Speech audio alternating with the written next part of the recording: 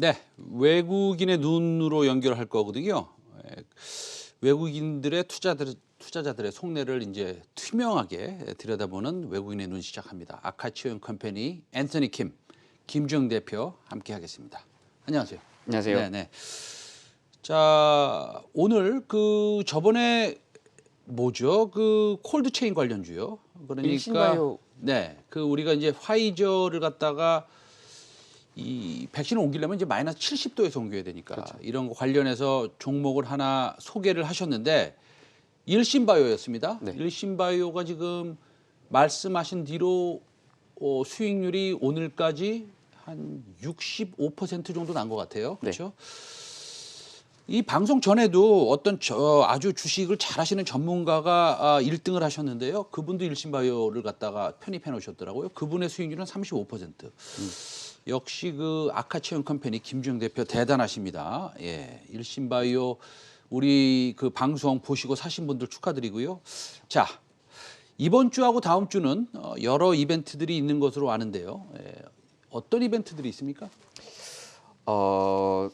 이벤트들이 참 많죠. 네. 우선적으로 아까 앵커님도 말씀하셨지만 네. 우선적으로는 우리 코스피의 마지막 내마녀의 날. 네. 쿼터 선물 옵션 브리칭. 만기일. 네. 예.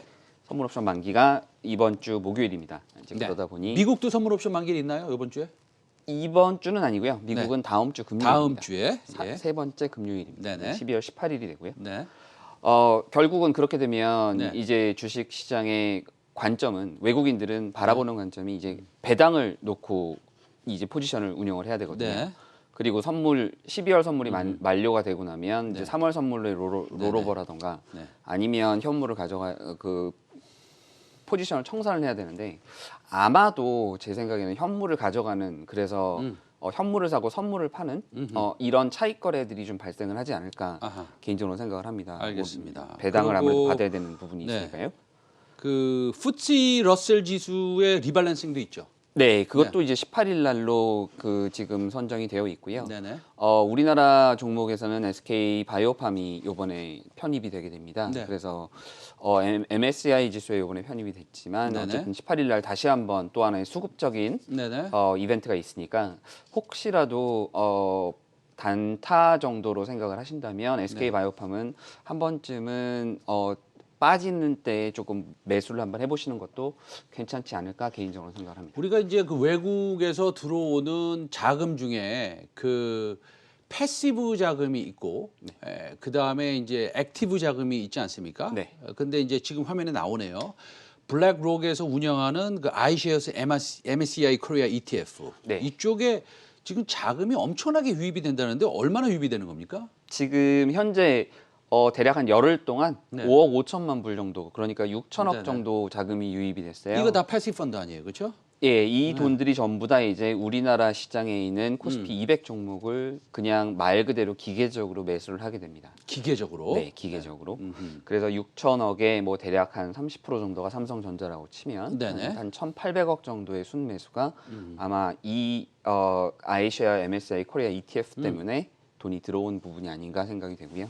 이런 부분들 때문에 결국은 최근에 환율도 많이 올랐던 부분이 자금이 계속 들어오다 보니까 이런 부분들이 영향을 줬던 걸로 생각이 되고요. 그것이 결국은 최근 삼성전자와 SK 하이닉스의 주가 상승에 영향을 주는 외국인 매수가 연결을 하지 않았을까 생각을 합니다. 네, FTSE 러셀 지수가 리밸런싱하고 그 다음에 블랙록에서 돈이 좀 자금이 많이 들어오네요. 네. 알겠습니다. 오늘은 좀 시장이 좀 조정을 받는데 그래도 삼성전자 하이닉스는 뭐 견고한 것 같습니다. 근데 저번 주에 마이크론의 대만의 팹 11 네. 거기서 이제 정전이 나서 네. 정전이 나면은 웨이퍼들 그때 있는 거 다 못 쓰는 거 아닌가요? 이거 외국인들은 어떻게 바라보고 있습니까? 지금 외국인들은 이 이벤트를 이렇게 아우티지가 나게 되면 네네. 단기간에 스팟 가격도 움직이지만 컨트랙 가격들도 많이 움직이게 됩니다. 계약 가격도 움직일 계약 수 있다. 네. 네. 왜 그러냐면 네. 결국은 수급 이슈로 반도체를 먼저 확보를 놔야 되는 엔드 유저들 입장에서는 네네. 당장 물건이 우선 확보가 되는 것이 더 좋은 것이기 때문에 네네. 가격을 조금 올려서라도 네네. 그 셀인 한다고 저희가 얘기를 하는데요. 네네. 그렇게 그 물건들을 먼저 확보하는 재고 축적을 좀 한다 이거죠. 네, 재고 축적이 아마 늘어날 것으로 예상을 하고요. 이게 지금 8.8% 정도가 글로벌 그 DRAM shipment 기준으로 봤을 때는 네네. 8.8% 정도가 되고 네네. 마이크론의 한 30% 정도가 되니까 네네. 작지 않은 물량이거든요. 그리고 그러니까 이렇게 아웃티지가 전체 D램의 캐파의 8.8%. 네. 그리고 마이크론이 생산하는 D램의 30%. 네. 그러면 이게 사실은요 반도체라는 것이 이런 겁니다. 제가 먼저 약간 좀 시청자 여러분들의 설명을 드리면 우리 반도체의 수급은 굉장히 민감합니다. 그렇죠? 예를 들어서 왜 민감하느냐? 제가 냉장고를 10개를 만드는 사업을 하고 있는데 9개를 만들어서 팔았는데 반도체가 없어서 그 냉장고에 반도체를 설치를 못해요. 분명히 들어가야 되는데 이게 뭐 TV가 되든 노트북이 되든 상관이 없습니다. 그러면 5천 원짜리 반도체를 사지 못하면 저의 200만 원짜리 노트북을 팔지 못하는 겁니다. 그렇죠. 그렇기 때문에 수급이 굉장히 센시티브한데 그렇기 때문에 지금 현물 가격이 급격히 움직이는군요. 그렇습니다. 아하. 그러면 이 반도체는 뭐 앞으로 조금 더 뭐라고 그럴까요? 모멘텀이 좀 더 있을까요? 그렇게 지금 시장들은 바라보고 있고요. 외국인들 같은 경우는 내년에 DRAM 섹터의 턴어라운드를 기대를 하고 있습니다. 네. 그런 부분들 때문에 SK 하이닉스나 삼성전자에 대한 매수세가 붙었던 부분들이고요. 이번에 마이크론의 이 아우티지 덕분에 네네. 오히려 이 DRAM 가격의 반등이 더 빨리 이루어질 수 있을 것이라고 지금 시장은 예상을 하고 있습니다. 그리고 우리 SK 하이닉스 가지고 계신 시청자 여러분들 위해서 제가 이런 질문을 여기 원고에는 없지만 한번 해야겠습니다.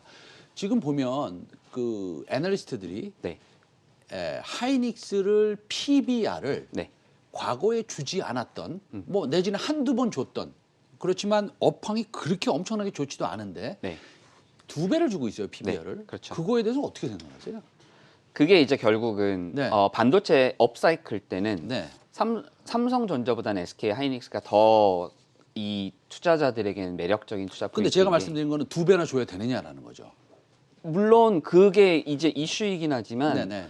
향후 계속적으로 D램이라고 하는 그러니까 반도체라고 하는 것은 전기차가 되었던 또는 네네. 다른 상품들이 되었건 네네. 점점 수요가 늘어나면 늘어났지 줄어들지는 않을 것이다. 네네. 가격에 영향은 줄 수 있지만 그런 부분들은 충분히 반영이 되었다. 그다음에 이제는 올리고폴리지 않습니까? 네네. 마이크론, SK 하이닉스, 네. 삼성전자밖에 없지 않습니까? 네네. 그러다 과점적이다 보니 이 말씀이시죠? 과점적이기 때문에 네. 가격에 대한 이슈라던가 또는 이익을 손해를 볼 수 있는 확률이 훨씬 더 줄어들었기 때문에 네네. 밸류에이션 상의 프라이스 투북 2배 정도까지는 충분히 줄 수 있는 상황이 아닐까 생각이 듭니다. 알겠습니다. 그러면 지금 뭐 푸치가 리밸런싱 하고요. 뭐 네. 엄청나게 큰 뉴스는 아닌 것 같지만 영국에서 이제 백신을 갖다가 접종하기 시작했고 그렇죠.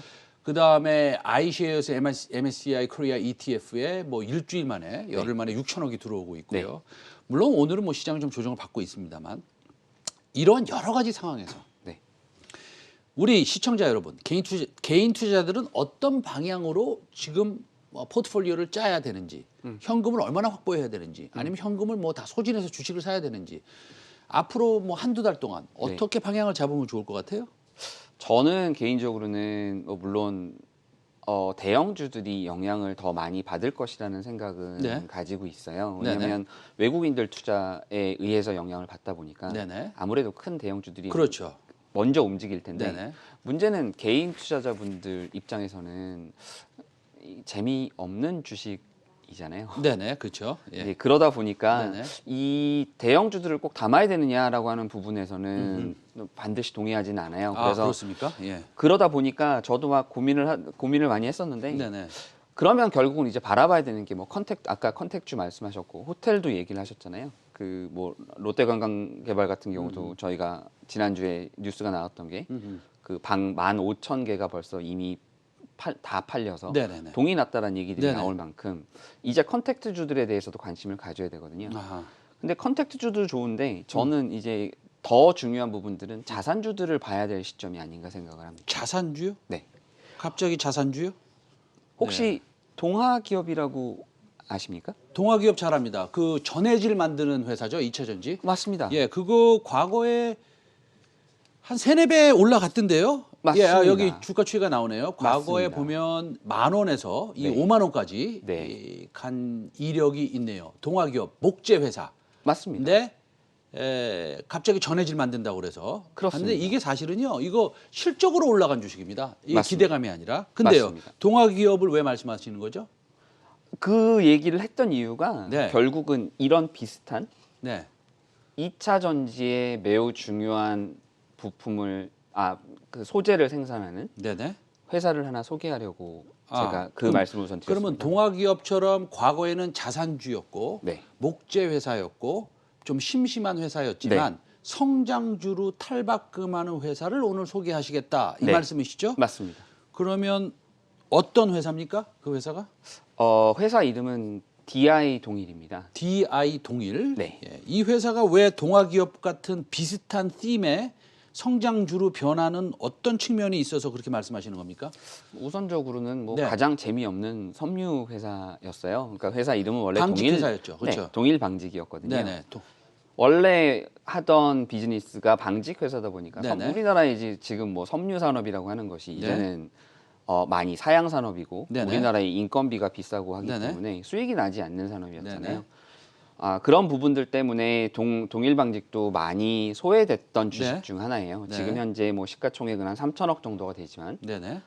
이 회사도 자회사로 들고 있는 회사가 동일 알루미늄이라고 하는 회사가 있습니다. 동일 알루미늄 네. 몇 %나 들고 있어요? 90.93%인가 91% 정도 들고 있는데요. 91% 정도 들고 네. 있고요. 예. 동일 알루미늄이 자회사다. 네. 이 자회사가 뭐 어떤 성장 포텐셜이 있습니까?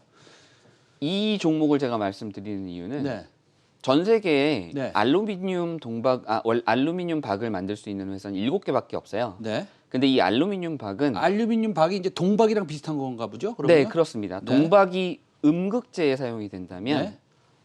알루미늄 박은 양극재에 반드시 들어가야 되는 아하. 제품입니다. 알겠습니다. 근데 그런데요? 우리나라에 지금 회사가 3곳이 있거든요. 네네. 하나가 롯데 알루미늄이고요. 네. 두 번째가 사마 알루미늄이라고 이것도 상장사입니다. 네네. 지금 대략 시가총액 네. 900억 정도 되고요. 네. 세 번째가 이 동일 알루미늄. 동일 알루미늄이요. 네. DI 동일이 90% 정도 들고 있는 네. 동일 알루미늄. 그런데요?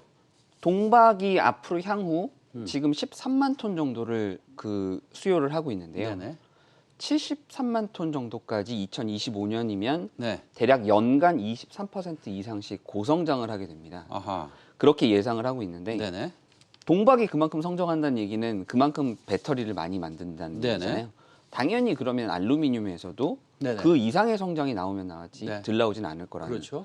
생각이 들고요. 그러면은- 그래서 앞으로도 네네. 계속 이런 부분에서 가격적인 부분에서의 상승과 함께 음. 앞으로 수요가 증가하기 때문에 생산을 더 많이 할 수 있는 그런 앵글에서 동아 알루미늄이 관심을 많이 받을 수 있을 것이라고 생각이 드는데 지금 그러면은 현재로는 기본적으로 자산주에서 성장주를 변모하는 동아기업과 비슷하다라는 네, 것이고요. 맞습니다.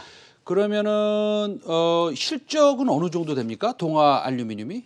지금 동아 알루미늄은 믿거나 말거나 네. 매출 9천억대를 지금 네. 하고 있습니다. 네네. 그 9천억 중에 한 3천억 정도가 섬유 사업에서 나오는 것이고요. 네. 대략 한 2천억 정도가 네. 지금 라코스테라고 하는 그 해외 브랜드 있잖아요. 네네네. 그걸 지금 국내에서 네. 수입해서 판매를 하고 있습니다. 네. 그 다음에 한 2천억 가까이가 지금 현재 동박 사업에서 나오고 네. 있거든요. 그렇게 지금 되어 있는데 향후 동박 사업 쪽에서도 알박이요. 알박. 알박, 알루미늄이요? 네. 네, 알루미늄 박 쪽에서 나오고 있는데 네네. 계속적으로 알루미늄 박 쪽에서도 매출이 성장할 것이고 네네. 라코스테와 소비 쪽은 계속 앞으로 늘어날 것이고 네네. 섬유는 그대로만 유지한다고 하더라도 매출은 계속 성장할 것이다라고 하는 게 저희 생각이고요. 그럼 올해 뭐 지금 시간이 없어서요. 네. 올해 실적하고 내년 실적 좀 얘기해 주시죠. 네, 올해 영업이익이 제 생각에는 네. 지금 현재 3분기까지 영업이익만 420억 냈거든요. 올해 제 생각에는 500억은 충분히 네네. 넘을 것 같고요. 네네. 내년에는 600억 이상 나올 것 같습니다. 뭐 그렇게 따졌을 때 뭐 10배 정도의 시가총액을 준다고 하면 네네. 한 5천억, 6천억 정도까지는 충분히 올라갈 수 있는 종목이 아까 아닌가. 그 매출이 뭐 믿거나 말거나라고 얘기하셨는데 네. 그게 아니라 실질적으로 매출이 올해 9천억 가까이는 9천억 정도 9천억은 나온다는 넘을 겁니다. 거고요. 네. 그 다음에 알루미늄 박, 그 다음에 라코스테 네. 등 뭐 아까 저기 그 보내신 환경 관련 자회사 네. 같은 거 이제 나왔는데 그 보면은 내년에는 그러면은 영업이익이 대략 한 600억 정도는 600억 정도 나온다. 네, 근데 500억, 시총이 600억 지금 나올 겁니다. 3천억 3천억입니다. 정도니까 그러면 이제 다시 말씀드리면 동아기업처럼 목지회사에서 2차 전지회사로 탈바꿈했듯이 그렇죠. DI 동일도 방직회사에서 2차 전지나 네. 환경 관련 회사로 탈바꿈하고 탈바꿈할 수 있다. 있다라는 말씀을 하고 싶은 것이네요. 네, 알겠습니다. 그렇습니다. 한번 유심히 보도록 하겠습니다. 일신바이오도 굉장히 좋은 퍼포먼스가 났고 앞으로 네. DI 동일도 뭐 한 2달 있다가 또 네. 저희가 업데이트 받도록 하겠습니다. 그렇게 하시죠. 예, 알겠습니다. 근데 요즘 좀 급등했으니까 사실은 좀 조정 받으면 네. 뭐 사도 되겠죠? 그렇게 예, 하는 게 알겠습니다. 맞겠죠. 지금 현재 지금 벌써 뭐 당장 사는 것보다는 좀 공부해 보시고 조정을 네. 좀 기다리시면 좋을 것 같습니다. 네, 아카치온 컴퍼니 김주영 대표 오늘 말씀 잘 들었습니다. 네, 감사합니다. 네.